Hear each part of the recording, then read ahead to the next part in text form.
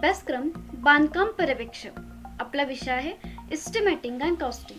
तर आज आपण कंत्राट म्हणजेच कॉन्ट्रॅक्ट हे प्रकरण पाहणार आहोत. तर यामध्ये कंत्राट म्हणजे काय, तसेच कंत्राटाचे विविध प्रकार कोणते आहेत, कंत्राटाच्या अटी कोणत्या आहेत, तसेच कंत्राटाला लागणारी कागदपत्रे कोणती असतात, या सगळ्याची माहिती आपण आज या प्रकरणामध्ये पाहणार आहोत. पाहूया कंत्राट म्हणजेच कॉन्ट्रॅक्ट. तर अभियांत्रिकी कंत्राटाची माहिती पाहण्यापूर्वी कंत्राटाचा करार ज्या दोन पार्टींमध्ये होतो त्यांच्या संबंधींविषयी माहिती घेऊया. तर पहिली पार्टी आहे मालक म्हणजेच ओनर किंवा एम्प्लॉयर, व दुसरी कॉन्ट्रॅक्टर किंवा बिल्डर. तर पहिली पार्टी बघूया, मालक म्हणजेच ओनर. तर मालक एक व्यक्ती, वैयक्तिक फर्म, सार्वजनिक संस्था असू शकते. संपूर्ण कंत्राट पद्धतीमध्ये मालक हा अत्यंत महत्त्वाचा घटक आहे, कारण तो कामासाठी आवश्यक पैसे पुरवितो. व दुसरी पार्टी आहे कॉन्ट्रॅक्टर किंवा बिल्डर. तर कॉन्ट्रॅक्टर ही स्वतंत्र व्यवसाय करणारी व्यक्ती अथवा फर्म असते, जी मान्य केलेल्या दरात साहित्य पुरविणे, काम करणे अथवा सेवा पुरवण्याचे काम इतरांसाठी करते. तर या झाल्या आपल्या दोन पार्ट्या. आता आपण आपली मेन व्याख्या आहे ती पाहूयात. पहा, मर्यादित वेळेत दिलेल्या अटी व नियमांनुसार काम पूर्ण करून देण्याची एखाद्या व्यक्तीने अथवा फर्मने दिलेली हमी म्हणजे कंत्राट होय. तर यामध्ये काम म्हणजे बांधकाम, दुरुस्ती, देखभाल, एखादे साहित्य पुरवणे, साहित्याची वाहतूक करणे यांसारख्या कामाचा समावेश होतो. तर आता आपण बघूयात कंत्राटाचे प्रकार. तर स्थापत्य अभियांत्रिकी कामासाठी कंत्राटाचे विविध प्रकार पडतात. त्यातला पहिला प्रकार आहे ठोक रकमेचे कंत्राट म्हणजेच लंप सम कॉन्ट्रॅक्ट. पहा, या प्रकारच्या कंत्राटामध्ये कंत्राटदाराने संपूर्ण काम प्लॅन स्पेसिफिकेशन प्रमाणे पूर्ण करून देण्यासाठी आवश्यक असणारी निश्चित रक्कम दिलेली असते.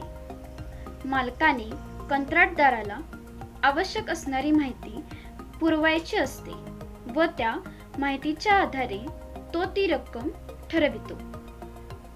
जेव्हा कामाचे निश्चित परिमाण म्हणजेच क्वांटिटी काढणे शक्य नसते व त्यामधील कलमांची संख्या ही मर्यादित असते, तेव्हा या प्रकारचे कंत्राट वापरले जाते.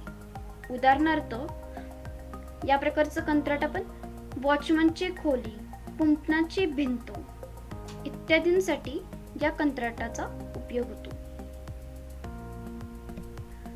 तर आपण या ठोक रकमेच्या कंत्राटाचे फायदे बघूयात.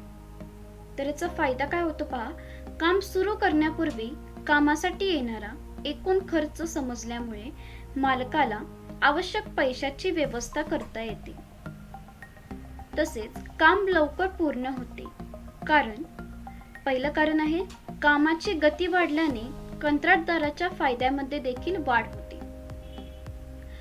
तर दुसरं कारण आहे कंत्राटदाराचे साहित्य, हत्यारे, यंत्रसामग्री लवकर रिकामी होऊन इतर ठिकाणी वापरता येते. तर तिसरा फायदा आहे इंजिनियर, आर्किटेक्ट यांचे काम देखील कमी होते, कारण या प्रकारच्या कंत्राटामध्ये केलेल्या कामाची सविस्तर मोजमापे घेण्याची आवश्यकता नसते.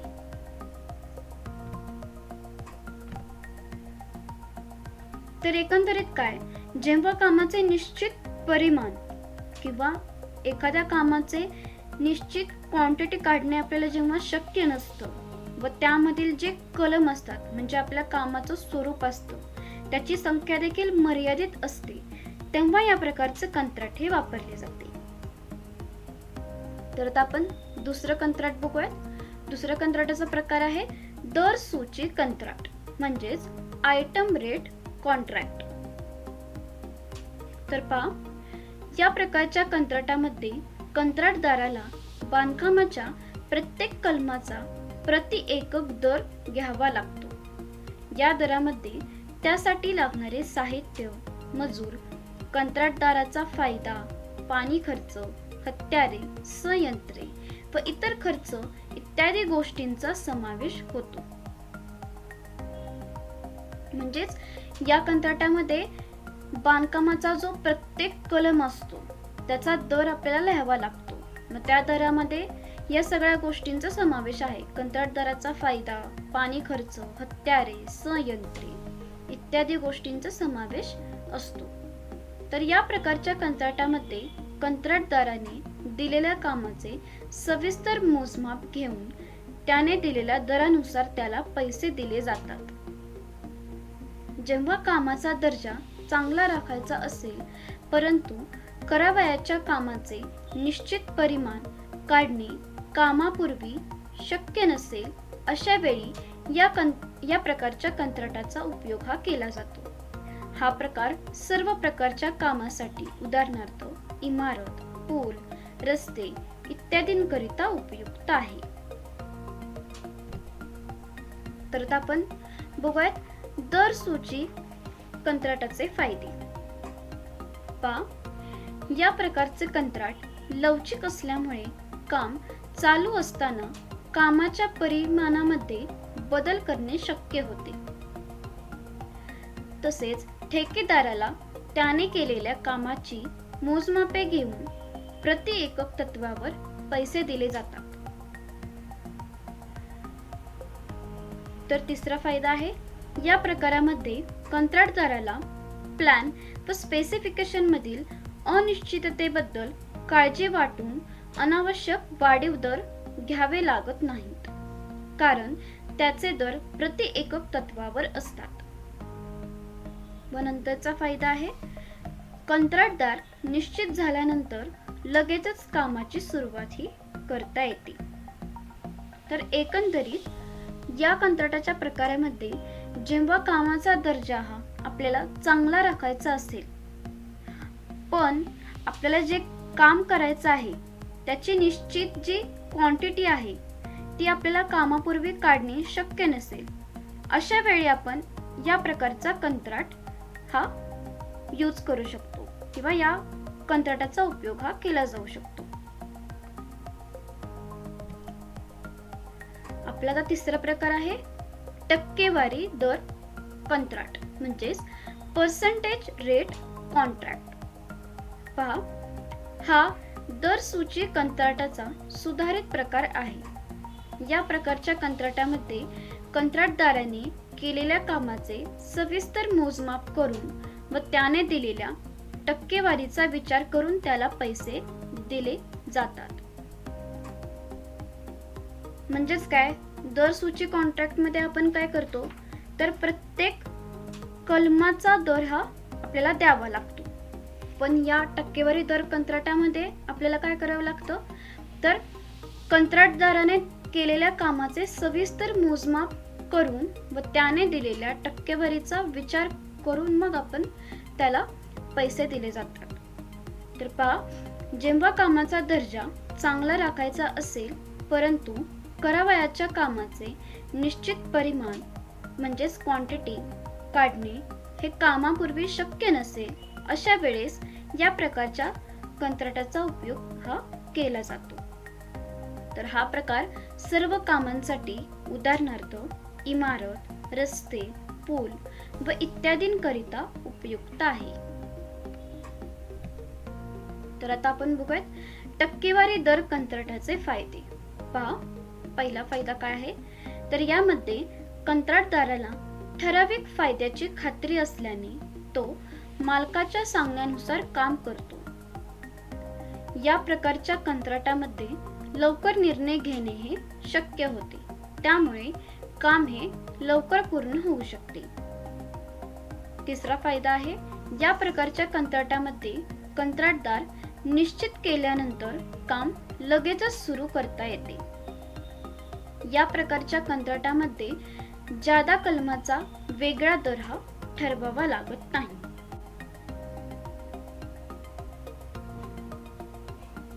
तर अशा प्रकारे आपण बघितले आतापर्यंत 3 कंत्राटाचे प्रकार. पहिला प्रकार होता ठोक रकमेचे कंत्राट म्हणजेच लंप सम कॉन्ट्रॅक्ट. तर दुसरा प्रकार होता दर सूची कंत्राट म्हणजेच आयटम रेट कॉन्ट्रॅक्ट. आणि तिसरा प्रकार होता टक्केवारी दर कंत्राट म्हणजेच पर्सेंटेज रेट कॉन्ट्रॅक्ट. तर आता आपण बघूयात कंत्राटाची कागदपत्रे. कंत्राटासाठी कोणकोणती कागदपत्रे लागतात किंवा त्यांचा समावेश होतो याची माहिती बघूयात. पहा, कंत्राटाच्या कागदपत्रांमध्ये विविध कागदपत्रांचा समावेश होतो. सामान्यतः अभियांत्रिकी कंत्राटाच्या कागदपत्रांमध्ये खालील कागदपत्रांचा समावेश होतो. पहा, पहिलं कागदपत्र आहे निविदा सूचना म्हणजेच टेंडर नोटीस. दुसरं आहे मालकाकडून कंत्राटदाराला पुरविल्या जाणाऱ्या साहित्याचा तपशील सूची अ म्हणजेच याला शेड्यूल ए देखील म्हणलं जातं. तर हे शेड्यूल ए किंवा सूची अ म्हणजे काय असतं, तर सूची अ ही मालकाने कंत्राटदाराला पुरविण्याच्या साहित्याची यादी असते. यामध्ये साहित्याचा प्रकार, अंदाजे परिमाण, साहित्याचे मिळण्याचे ठिकाण, साहित्याचा दर, साहित्याची मालकी इत्यादी गोष्टींचा समावेश असतो. तिसरं डॉक्युमेंट आहे बिल ऑफ क्वांटिटीज म्हणजेच सूची बी, यालाच शेड्यूल बी असे देखील म्हणतात. तर शेड्यूल बी म्हणजे काय असतं, तर यामध्ये कलमांचे सविस्तर वर्णन, अंदाजे परिमाण म्हणजेच क्वांटिटी दिलेली असते. निविदा भरणाऱ्या प्रत्येक व्यक्तीला त्यामध्ये माहिती भरावी लागते. तर ती माहिती कोणती असते, तर प्रति एकक दर, कलमांसाठी येणारा खर्च, तसेच सर्व कलमांच्या खर्चांची बेरीज या गोष्टींची माहिती त्याला भरावी लागते. नंतर म्हणजेच शेड्यूल बी. तिसरं डॉक्युमेंट आहे कंत्राटाच्या अटी. नंतर आहे स्पेसिफिकेशन म्हणजेच आपलं तपशील पत्रक. नंतर आहे कंत्राटाचा नमुना. नंतर आहे नकाशे म्हणजेच आपला जो प्लॅन असेल त्याच्यामध्ये सेक्शन एलिव्हेशन ते येईल सगळं. नंतर आहे डिझाईन व नंतर आहे सर्वसामान्य नियम. तर या सगळ्या कागदपत्रांचा समावेश हा अभियांत्रिकी कंत्राटाच्या कागदपत्रांमध्ये होतो. तर आता आपण पाहूयात कंत्राटाच्या अटी म्हणजेच कंडिशन्स ऑफ कॉन्ट्रॅक्ट. पहा, कंत्राटाच्या कागदपत्रांमध्ये कंत्राटाच्या अटींचा समावेश होतो. कंत्राटाच्या अटींमध्ये नियोजित कामाच्या स्वरूपानुसार विविध कलमांचा समावेश हा केला जातो. प्रत्येक कंत्राटामध्ये सर्व कामे असणाऱ्या कंत्राटाच्या अटींचा संच वापरण्याची आवश्यकता नसते, परंतु काही विशिष्ट परिस्थितीमध्ये विशेष कलमांचा समावेश हा करावा लागतो. तर ती कलम कोणती असतात पाहूयात. तर कंत्राटाच्या अटी व कलमे खालील मुद्द्यांशी संबंधित असतात. त्यातला पहिला मुद्दा आहे सुरक्षा ठेव. नंतर आहे काम पूर्ण करण्याचा कालावधी व काम पूर्ण करण्यास होणारा विलंब. नंतर आहे कंत्राटदाराला पैसे देण्याची पद्धत. नंतर आहे दुरुस्ती व वाढ, काम करण्याची पद्धत. नंतर आहे दोष, अयोग्य काम किंवा कमी दर्जाचे काम. नंतर आहे मध्यस्थ नेमणे. त्यानंतर काम स्थगित करणे. नंतर आहे कंत्राटदाराची सर्वसामान्य जबाबदारी. नंतर आहे इतर कलमे. तर कंत्राटाच्या ज्या अटी किंवा जे काही त्यांचे कलम असतात तर त्यांच्याशी हे सगळे मुद्दे आहेत यांचा संबंध असतो.